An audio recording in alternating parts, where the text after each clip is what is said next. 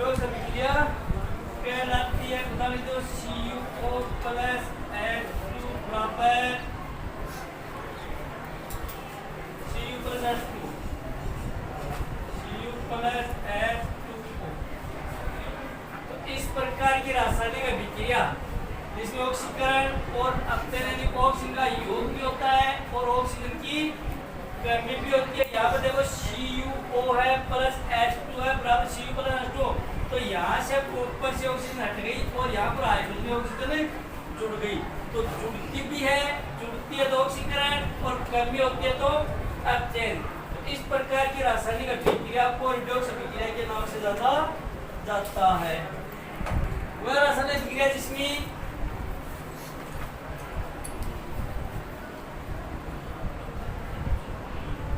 रासायनिक अभिक्रिया जिसमें वह रासायनिक अभिक्रिया जिसमें किसी यौगिक के स्थान पर किसी यौगिक के एक तत्व किसी यौगिक के एक तत्व या एक तत्व या समूह का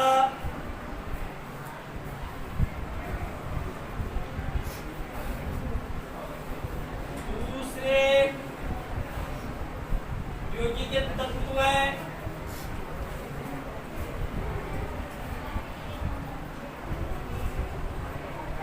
या समूह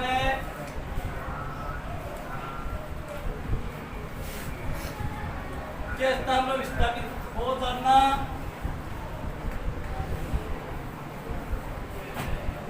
स्थान पर विस्थापित हो जाना विस्थापन अभिक्रिया कहलाती है।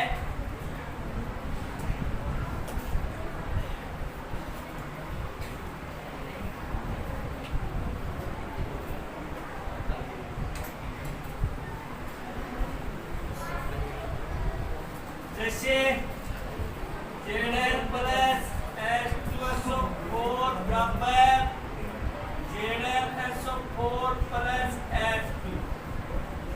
Zn प्लस H2SO4 यहाँ पर SO4 हम पहले H2 के साथ है, फिर H2 से हट करके Zn के साथ हो जाएगा। यानी कोई भी इस प्रकार की रासायनिक अभिक्रिया जिसमें किसी यौगिक के या तो एक तत्व या समूह का या तो एक तत्व हटता है या फिर समूह हटता है, समूह हट करके या तत्व हट करके दूसरे समूह के स्थान पर चला जाता है। इस प्रकार की रासायनिक अभिक्रिया को विस्थापन अभिक्रिया के नाम से जाना जाता है। दूसरा उदाहरण दो आप Cu प्लस H2SO4 बराबर CuSO4 प्लस H2। यहाँ पर कॉपर है, सल्फेट जो समूह हाइड्रोजन के साथ है, हाइड्रोजन से हट करके कॉपर के साथ आ जाएगा। तीसरा लगा दो Fe प्लस H2SO4 बराबर FeSO4 प्लस H2। तो इस प्रकार की जो रासायनिक अभिक्रिया होती है उसको विस्थापन अभिक्रिया के नाम से जाना जाता है। विस्थापन अभिक्रिया मतलब होता है कि इस प्रकार की रासायनिक अभिक्रिया जिसमें किसी भी यौगिक के दोनों तत्व या समूह एक दूसरे के स्थान पर विस्थापित हो जाते हैं, विस्थापन अभिक्रिया कहलाती है। यहाँ पर दे रखा आपका HCl सिल्वर क्लोराइड और सोडियम नाइट्रेट। यहाँ पर आगे बन गया सिल्वर नाइट्रेट और सोडियम क्लोराइड। तो सिल्वर नाइट्रेट सिल्वर क्लोराइड था, ये क्लोराइड तो हट करके चला जाएगा सोडियम के साथ और सोडियम वाला आ जाएगा किसके सिल्वर के पास। तो ये तो दोनों हो गए, सिल्वर क्लोराइड वाला भी समूह अलग हो गया और सोडियम नाइट्रेट वाला भी अलग हो गया। तो दोनों के दोनों स्थान बदल गए। इस प्रकार की रासायनिक अभिक्रिया को बोला जाता है कौन सी? विस्थापन अभिक्रिया के नाम से जाना जाता है। रासायनिक समीकरण की परिभाषा बताइए पहले अपन, फिर रासायनिक समीकरण लिखने की विधि और किस विधि के द्वारा रासायनिक समीकरण को संतुलित किया जाता है। तो रासायनिक समीकरण मतलब होता है किसी भी रासायनिक अभिक्रिया, कोई भी रासायनिक अभिक्रिया हो, उस अभिक्रिया में क्रिया कारक और क्रिया फलों को या तो प्रतीक या फिर सूत्र के रूप में संक्षिप्त में लिखने की विधि को रासायनिक समीकरण कहा जाता है। उसको शब्दों में न लिख करके या तो प्रतीक के रूप में लिखते हैं या फिर सूत्र के रूप में इसको लिखा जाता है, उसको रासायनिक समीकरण कहा जाता है। जैसे उदाहरण लेके अपन देखेंगे, अपन ने बताया ऑक्सीजन प्लस हाइड्रोजन बराबर पानी बना। इस रूप में न लिखेंगे, इनको या तो ऑक्सीजन का प्रतीक या फिर ऑक्सीजन का सूत्र, हाइड्रोजन का प्रतीक या हाइड्रोजन का सूत्र और पानी का प्रतीक या पानी के सूत्र के रूप में। तो इस रूप में लिखा जाता है O2 प्लस H2 बराबर H2O। ये रासायनिक समीकरण कहलाता है। यानी किसी भी क्रिया कारक और क्रिया फलों को शब्दों में न लिख करके उनको या तो उनके प्रतीक या फिर उनके सूत्र इस रूप में प्रदर्शित करने की जो विधि होती है, उस विधि का नाम होता है रासायनिक समीकरण। आगे अगला पॉइंट हुआ रासायनिक समीकरण लिखने की विधि। तो पहला जो पॉइंट है आपका, किसी भी रासायनिक अभिक्रिया में भाग लेने वालों को क्रिया कारक जो भी तत्व भाग लेते हैं उनको क्रिया कारक के नाम से जाना जाता है, और अभिक्रिया के बाद में जो बनते हैं उनको क्रिया फल के नाम से जाना जाता है। तो पहला पॉइंट आ जाएगा कि किसी भी रासायनिक समीकरण में भाग लेने वालों को क्रिया कारक और क्रिया के बाद में जो उत्पाद बनता है उसको उत्पाद भी बोलते हैं, क्रिया फल भी बोलते हैं। जैसे ये समीकरण लिखा अपने पहले नंबर पर Zn प्लस H2SO4 बराबर ZnSO4 प्लस H2। तो इसमें कौन से तो क्रिया कारक होंगे और कौन से क्रिया फल होंगे? इसमें ये भाग लेते हैं तो ये तो होते क्रिया कारक, और ये तो बनते हैं उसको तो बोलते हैं क्रिया कारक, क्रिया कारक, और इसको बोलते हैं क्रिया फल। तो भाग लेने वाले पदार्थों को क्रिया कारक और अभिक्रिया के बाद में जो पदार्थ बनते हैं उसको क्रिया फल के नाम से जाना जाता है। दूसरा जो पॉइंट होता है रासायनिक समीकरण लिखने का, रासायनिक समीकरण में क्रिया कारकों को हमेशा बाईं तरफ लिखा जाता है। बाईं तरफ क्रिया कारकों को हमेशा बाईं तरफ और क्रिया फलों को हमेशा दाईं ओर लिखा जाता है। इसका मतलब ये होगा कि बाईं तरफ वाले पदार्थ क्रिया कारक होते हैं और दाईं तरफ वाले पदार्थ क्या होते हैं? क्रिया फल होते हैं। इसके बाद तीसरा जो पॉइंट होता है लिखने का, वो होता है रासायनिक समीकरण में क्रिया कारक और क्रिया फलों के मध्य, यानी क्रिया कारक और क्रिया फलों के मध्य जैसे H2 प्लस O2 है बराबर H2O बन गया। तो क्रिया कारक और क्रिया फलों के मध्य या तो लगाते हैं तीर का चिन्ह या फिर बराबर का चिन्ह लगाया जाता है। और विज्ञान में विशेष रूप से जो भी रासायनिक समीकरण होती है, रासायनिक अभिक्रिया होती है, इसमें क्रिया कारक और क्रिया फलों के मध्य तीर का चिन्ह लगाया जाता है। चौथा जो पद होता है रासायनिक समीकरण लिखने का, अगर किसी भी रासायनिक अभिक्रिया में क्रिया कारक और क्रिया फलों की संख्या एक से ज्यादा हो जाती है, जैसे यहाँ पर तो एक ही था, तो क्रिया कारक और क्रिया फलों की संख्या अगर एक से ज्यादा हो जाती है तो दोनों के मध्य प्लस का चिन्ह लगाया जाता है। जैसे यहाँ पर लग रखा है ये Zn प्लस H2SO4, यहाँ पर Zn2SO4 प्लस H2, तो दोनों के बीच में क्या लगा रखा है? प्लस का चिन्ह। यानी क्रिया कारक और क्रिया फलों की संख्या जब एक से ज्यादा होती है तो इनके मध्य हमेशा ही प्लस या धन का चिन्ह लगाया जाता है। 5 नंबर का जो पद होता है रासायनिक समीकरण लिखने का, वो होता है अगर किसी रासायनिक अभिक्रिया में गैस का उत्सर्जन होता है, कोई भी रासायनिक अभिक्रिया होती है गैस अगर बाहर निकलती है, कल अपने समीकरण लिखा था एक N2 प्लस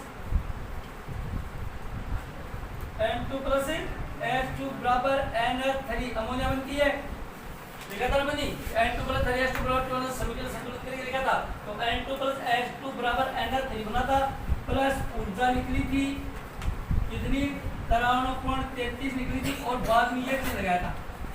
तो अगर किसी रासायनिक समीकरण में तीर का चिन्ह ऊपर की तरफ होता है, इसका मतलब ये होता है कि उस रासायनिक अभिक्रिया में उस उष्मा का उत्सर्जन हो रहा है, उष्मा बाहर निकल रही है।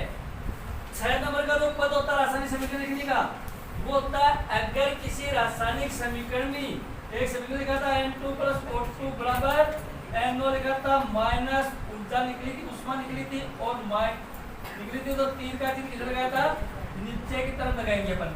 इसका मतलब ये होता है कि अगर किसी भी रासायनिक अभिक्रिया रासायनिक समीकरण में उष्मा का अवशोषण होता है तो तीर का चिन्ह हमेशा नीचे की तरफ लगाया जाता है।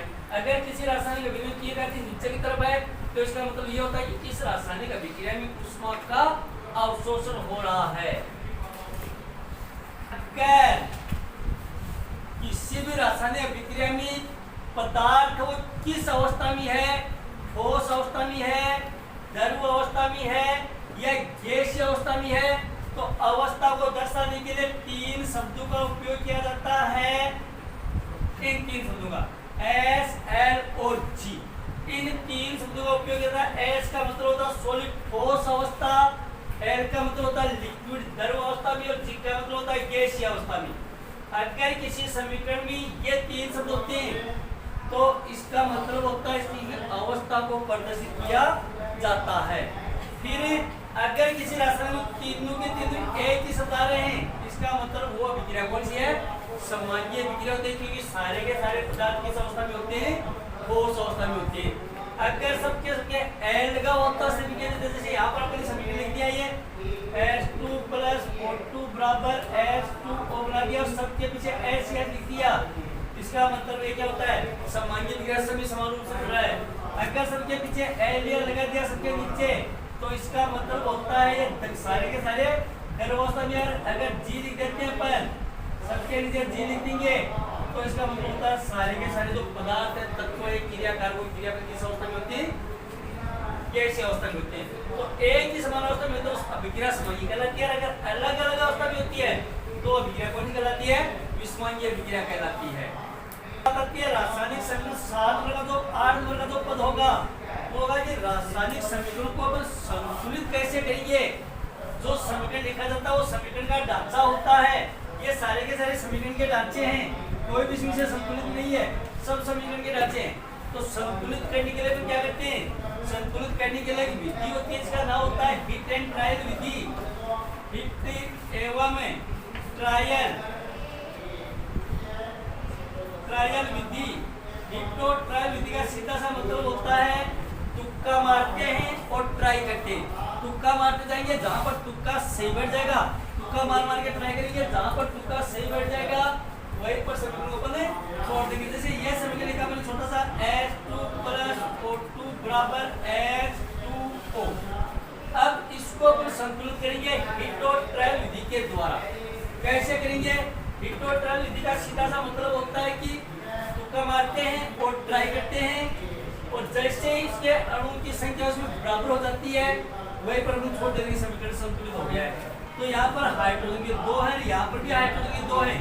इसका मतलब हाइड्रोजन के दोनों परमाणु क्या हो गए, सही है। इसका मतलब हाइड्रोजन संतुलित अवस्था में है। यहाँ पर ऑक्सीजन के 2 हैं, लेकिन ऑक्सीजन का यहाँ पर क्या है, एक ही है। तो इसको संतुलित करने के लिए क्या करेंगे, अगर इस रूप में इसको H2 + O2 बराबर H2O2 तो बराबर हो जाएगा हाइड्रोजन, यहाँ पर 2 हाइड्रोजन, यहाँ पर 2 हाइड्रोजन, यहाँ पर 2 ऑक्सीजन, यहाँ पर 2 ऑक्सीजन, यहाँ पर 2। लेकिन ये फिर यहाँ पर पानी बना तो यहाँ पर पानी नहीं बना, हाइड्रोजन प्रोक्साइड हो गया है। इसका मतलब यहाँ पर 2 नहीं लगेगा। तो फिर दोबारा क्या करेंगे अपन, H2 + O2 बराबर H2O है। तो यहाँ पर हाइड्रोजन 2 है, यहाँ पर हाइड्रोजन 2, यहाँ पर ऑक्सीजन 2, ऑक्सीजन 2। यहाँ पर करने के लिए यहाँ पर भी 2 लगा दिए ऑक्सीजन।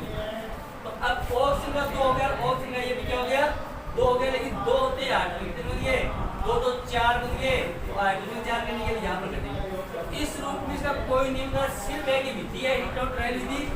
इसके द्वारा परमाणु को रखते जाते हैं, देखते जाते हैं समीकरण संतुलित होता है या नहीं होता। जहाँ पर संतुलित होता है वहीं पर समीकरण को छोड़ देंगे। तो ये था आपके रासायनिक समीकरण की परिभाषा।